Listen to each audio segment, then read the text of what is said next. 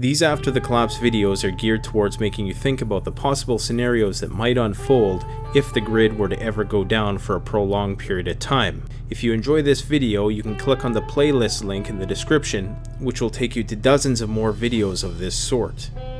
In this installment of the After the Collapse series, we move eastward into the Canadian Shield into the province of Ontario, one of the largest and most populous provinces in Canada, and discuss how this region may fare in the case of a local, regional, or national grid down scenario. So let's get to it.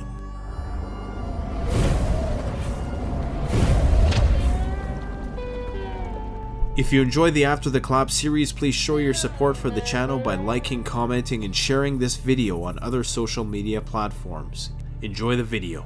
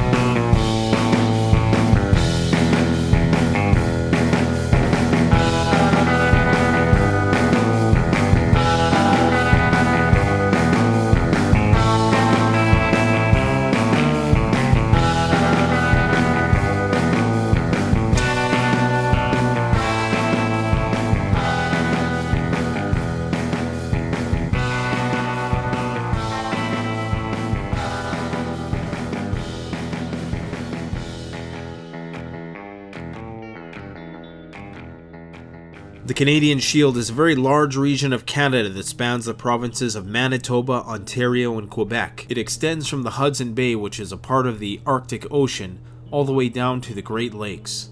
This region is characterized by rolling hills, bedrock, and boreal forest. A familiar scene are highways that are enveloped in steep rocky slopes. These highways are few and far between because engineering them was a colossal feat in and of itself.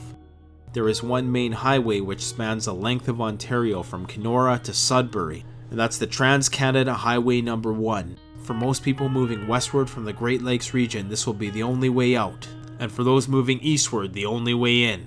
Throughout most of the province of Ontario, populations are as sparse as the prairies to the west, with the exception of the southernmost part where it meets the Great Lakes. There you have one of the highest population densities not only in Canada, but in North America as a whole. The province of Ontario will be the main point of this discussion.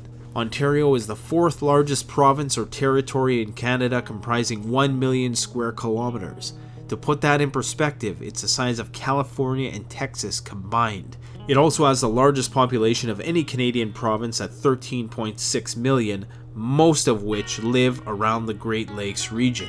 This region is blanketed by the mighty boreal forest, thousands upon thousands of lakes, hundreds of waterfalls, and of course the mighty Great Lakes, which are among the largest sources of fresh water on Earth, can be found within this region. Northern Ontario is very much similar to the other northern provinces that have been previously discussed in this series, be it Saskatchewan, Alberta, or British Columbia. The wildlife is for the most part the same, with the exception of the fact that there are no grizzly bears. There are still numerous black bears, wolves, coyotes, raccoons, wolverines, and even the elusive and perhaps extinct eastern cougar. Because Ontario contains some of the largest metropolitan areas in Canada, how these large urban centers might fare in the case of disaster will be the primary focus of today's discussion.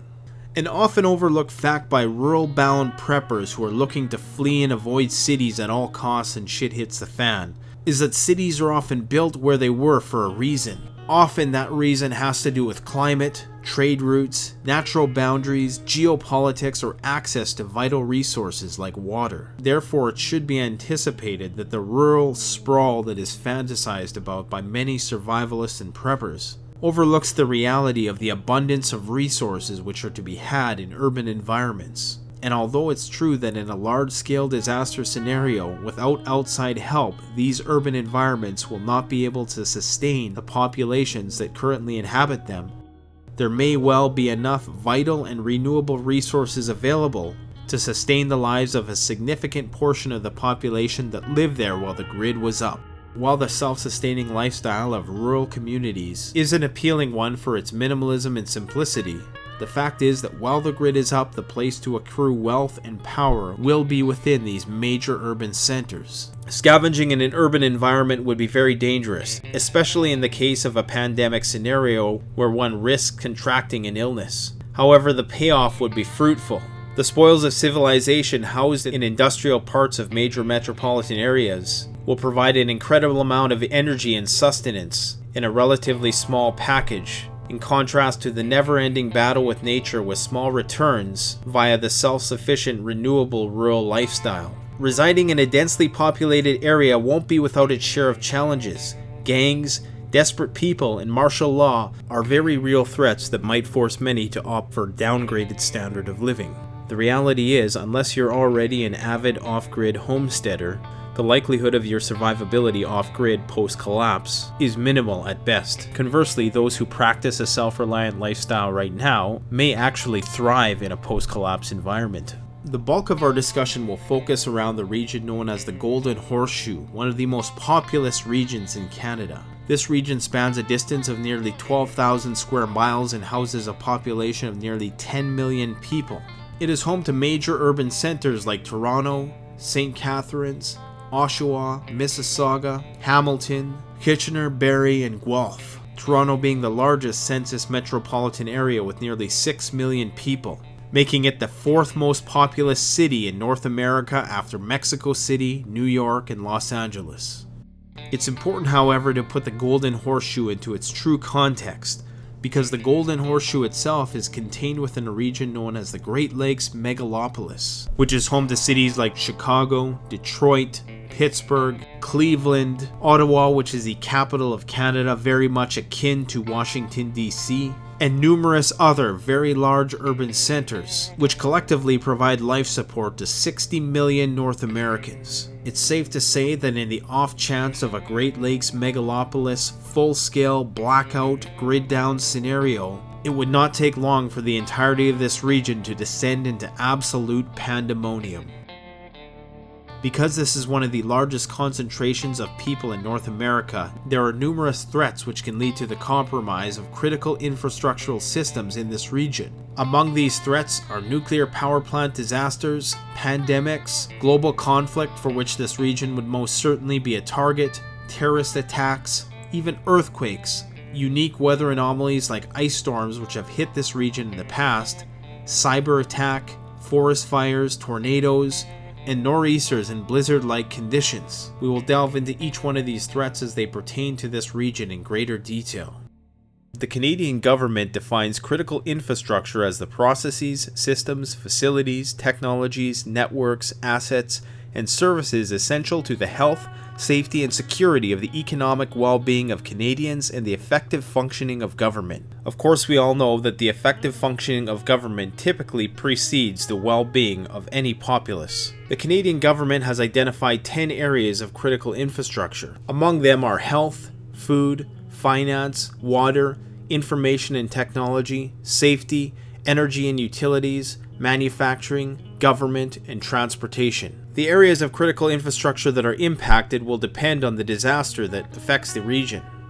The Golden Horseshoe region, like many metropolitan areas, relies heavily on resources and energy that are shipped in from other locations. For these reasons, many areas of critical infrastructure will be compromised in the case of a grid-down scenario. If any one of these social institutions that we rely on to meet our needs is compromised, it can have a devastating cascading effect throughout the entire system. Take, for example, the administration of healthcare. Should there ever be a major pandemic outbreak, the likely outcome would be many people, including healthcare workers, would be impacted. In addition, many healthcare workers may choose to not show up to work. This is going to magnify the risks associated with said pandemic, as the healthcare system is sure to be quickly overwhelmed. Once all primary and redundant healthcare infrastructure has been utilized, if we are talking about a nationwide or even global pandemic situation, Without the help of outside agencies, expecting help from other regions may be wishful thinking. If workers don't show up for work, more people get sick. If more people get sick, that means more people don't show up for work in other areas of the critical infrastructure, including energy and utilities. For example, if the people who maintain the power grid don't show up to work because they are too sick or too afraid to go to work and get sick, it doesn't take much imagination to see how quickly that situation can get out of hand. This is incredibly important in a city like Toronto, where there's nearly 6 million people and only 5,000 police officers. It's safe to say that a situation like that could spiral out of control quickly should resources become scarce, and a generation that's known nothing but satiety and security has to suddenly fend for itself and mine what it can from the remnants of the collapsing world.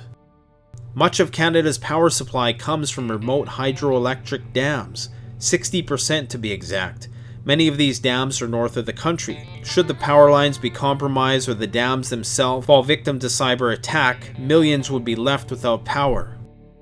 Another major threat that's unique to this region is the threat of nuclear plant meltdown. There are 3 nuclear power plants in this region of Canada which collectively create about 100 terawatts of power.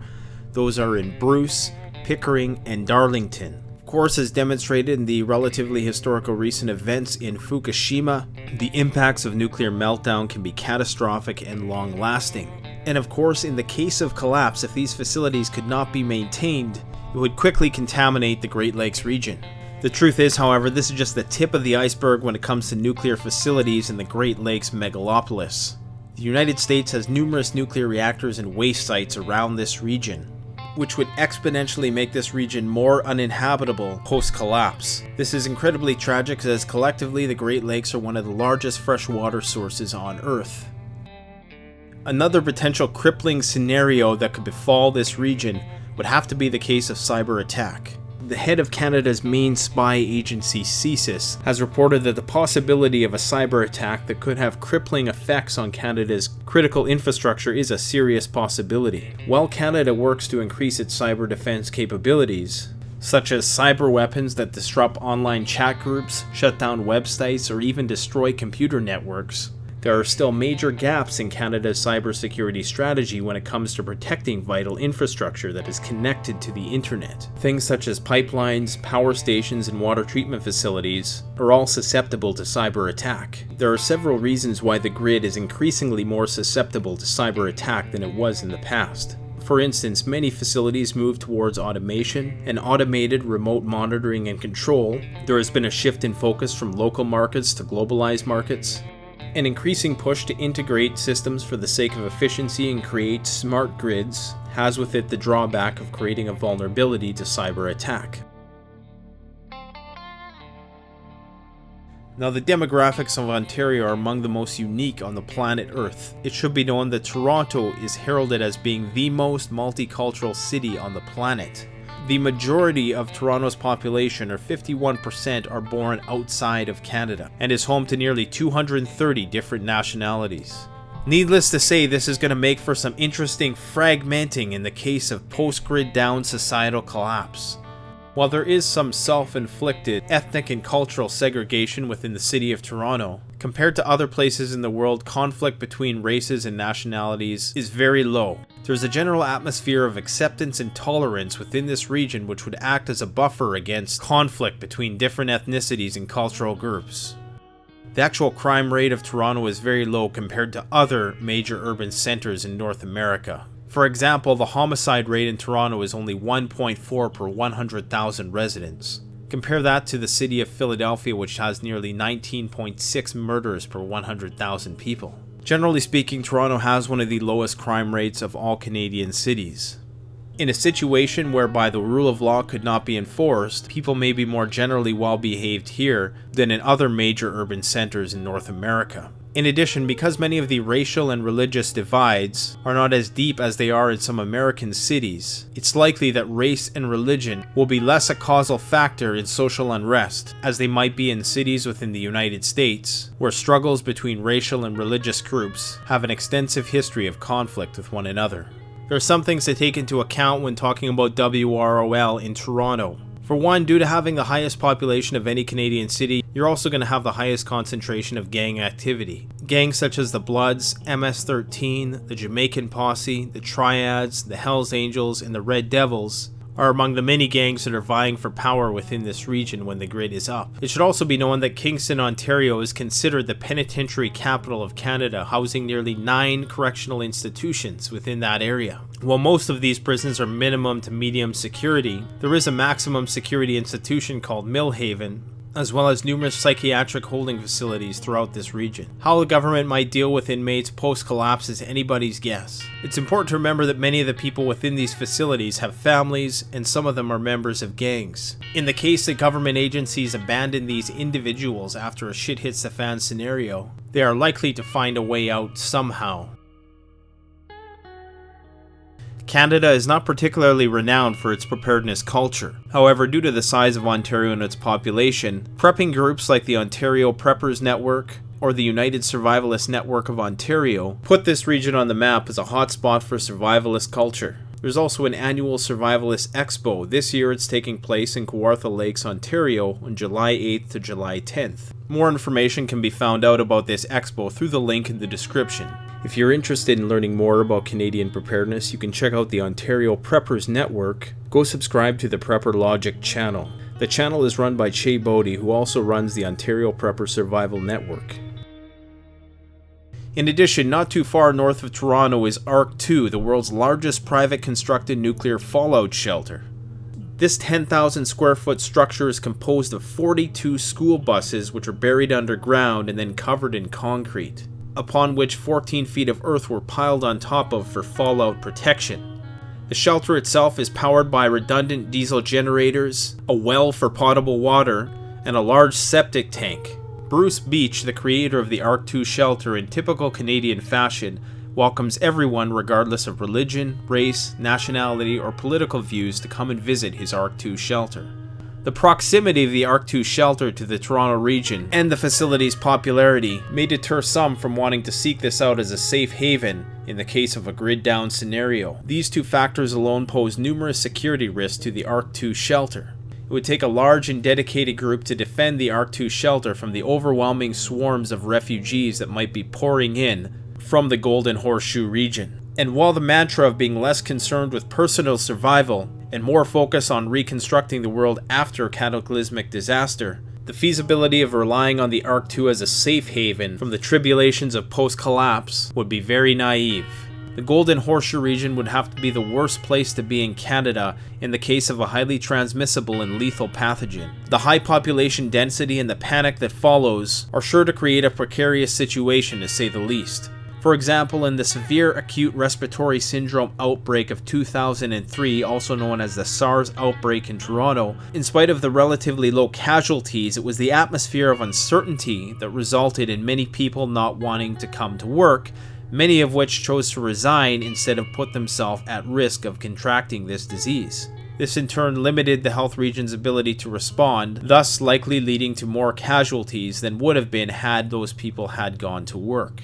As deadly as the SARS outbreak was, it would pale in comparison of a potential outbreak of a virulent and lethal strain of avian influenza. The healthcare system in Canada, or throughout the world for that matter, is simply not equipped to deal with such overwhelming amounts of sick people. Primary and redundant healthcare infrastructure will quickly be exhausted and overwhelmed and incapable of treating the majority of the population. What's more is that many people are likely to remain in or continue to flock to these regions for the promise of government support and vaccines. Of course, mandatory quarantine measures and martial law may be imposed for those who have nowhere to bug out to. This could prove to be a very grueling, drawn-out, nightmarish scenario for those who are ill-prepared to endure it within this metropolitan region. Canada, more than the United States, is renowned for its heavy-handedness when it comes to implementing the will of healthcare authorities, and Canadians, of course, are relatively compliant. Should these traits be magnified in a shit-hits-the-fan scenario, many people will be forced to remain in contaminated areas in order to minimize the spread. It is up to everybody as individuals to make the ethical decision as to whether they should respect or disregard these laws, the potential legal consequences of which one would also have to bear. It would not be difficult for the Canadian authorities to simply block off some of the major highways and cordon off major metropolitan areas, thereby forcing inhabitants against their will to remain within a quarantine zone. There are very few highways that stem north of the Golden Horseshoe region. It would not be a significant drain on establishment resources to simply barricade the few highways that escape to the north, thereby trapping the population against their will. One other possible means of bugging out from this region would be by boat, if one was bold and skilled enough to brace the waters of the mighty Great Lakes.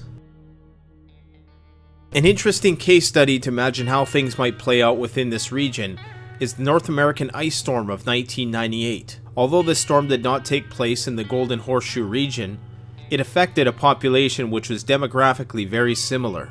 Within this storm, there was 35 deaths and 1,000 injuries. At its peak, this storm left 4 million people without electricity, and hundreds of thousands didn't have electricity for almost a month.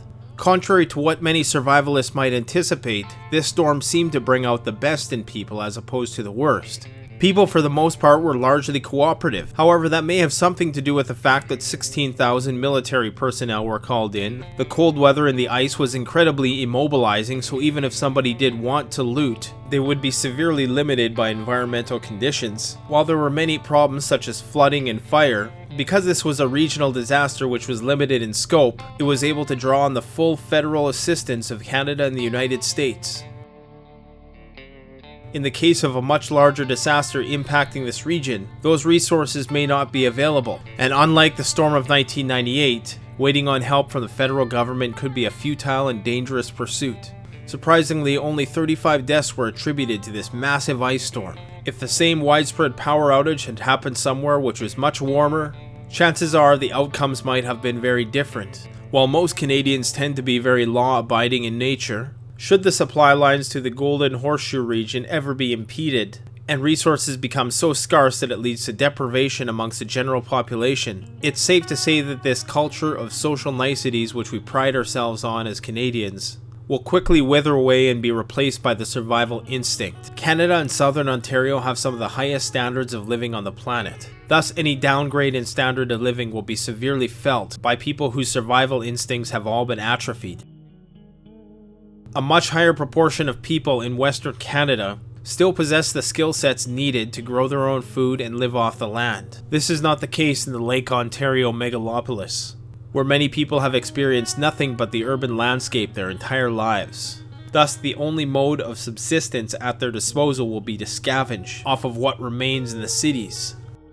While Ontario produces small amounts of produce, the reality is that this region doesn't produce nearly enough food to meet the needs of its population. If food and resources cannot be flown in, it is very possible, especially in the wintertime, that people could potentially starve. If things got bad enough and deprivation hit a critical mass, and all that remained were millions of people, it doesn't take a lot of imagination and historical analysis to figure out what would happen next. Cannibalism could very well become the post-collapse megalopolis mode of subsistence. This region is also very isolated from the north. It's nearly a 16-hour drive to the gateway into North Ontario, which is Thunder Bay. Those who are lucky enough to make it to North Ontario will have a labyrinth of logging roads at their disposal for traversing a bug-out route. Most of North Ontario, far removed from the Great Lakes region, is sparsely populated and would have major bug-out potential for those expecting to flee there. Emphasis on bugging out because the number one source of protein in North Ontario is black flies. The black flies of North Ontario are particularly notorious for driving both animal and man to the brink of complete insanity. Without a bug net or bug spray, you'll had wish you stayed in the cities. As absurd as it sounds, the bugs in North Ontario are so bad, it's quite possible that people will actually put themselves in harm's way and flee to the cities to seek refuge from the mighty black fly of North Ontario, who will devour you to the bone if you let them.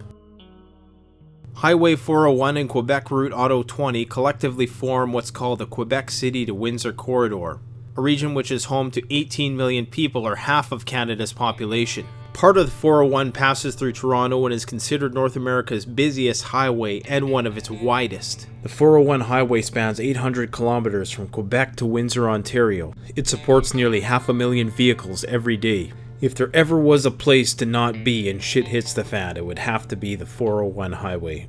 Not only are you likely to succumb to gridlock and at best, traffic jams and delays, This could be a potentially dangerous corridor for your personal safety. Because this highway is accessible to nearly 10 million plus people, an evacuation from the Canadian and American urban centers around the Great Lakes could see many people stranded by traffic jam and having to bug out on foot from their vehicles, which of course carries with it a variety of safety risks. This highway is commonly recognized as one of the most congested even in the best of times. Other potential risk factors are movement across the American border. Now, many people with a preparedness mindset are of the belief that lots of people are going to be bugging out from the United States to Canada. Were this the case, the junctions of St. Catharines, Niagara Falls, and Buffalo, or Detroit and Windsor, or even the numerous bridges across the St. Lawrence River may well be flashpoints for activity that border security on either side cannot manage. In the rare case of a major global conflict which involved a nuclear exchange between superpowers, it's quite possible that scores of individuals will be fleeing the eastern seaboard megalopolis of New York, Boston, Philadelphia, Washington, Pittsburgh, Cleveland, Buffalo, to name a few. Were this the case, many Canadians on the Ontario side of the Great Lakes might be at a firepower disadvantage. In spite of more heavily regulated firearms policies along the eastern seaboard in the largely democratic states, most Canadians would still be easily outgunned by a culture of people with a much higher propensity for firearms. However, as much as there is a possibility that Americans would be fleeing north in some rare circumstances, it's just as possible that many Canadians will be trying to escape the cold weather and flee to the south. Regardless, one would do well to stay away from the 401 highway and the numerous offshoot highways which lead to border crossings. Che Baudry of the Ontario Preppers Network proposes that in the case of a full-blown grid-down situation, that anywhere north of Sudbury would be far enough from the swell of refugees south of the border. The more south you are of this region, the greater the likelihood that you're going to run into problems. This is not to say that eking out a rural existence in northern Ontario would be easy, not by a long shot. If the bugs don't drive you crazy, the weather surely will. That is, if you can find enough to eat. In the case of a full-blown nuclear exchange, the capital of Canada, Ottawa, would surely be a nuclear target. It's very likely that the Canadian government has contingency plans for protecting politicians and essential personnel in the case of some large-scale disaster. However, these plans and the bunkers that facilitate them are appropriately top secret, as the continuity of government will be the number one priority in any grid-down scenario. The notion that government would simply go away, while the highly regulated society they've created descends into lawlessness, is quite naive and foolish. Because of the proximity of the nation's capital, numerous military installments are present throughout this region. In the next installment of the After the Collapse series, we continue to move eastward into the St. Lawrence, the Quebec and Laurentian regions, and further still into the Atlantic and East Coast regions of the Maritime provinces. So stay tuned for that. Don't forget to like, comment, subscribe. Thanks for watching. Canadian Prepper out.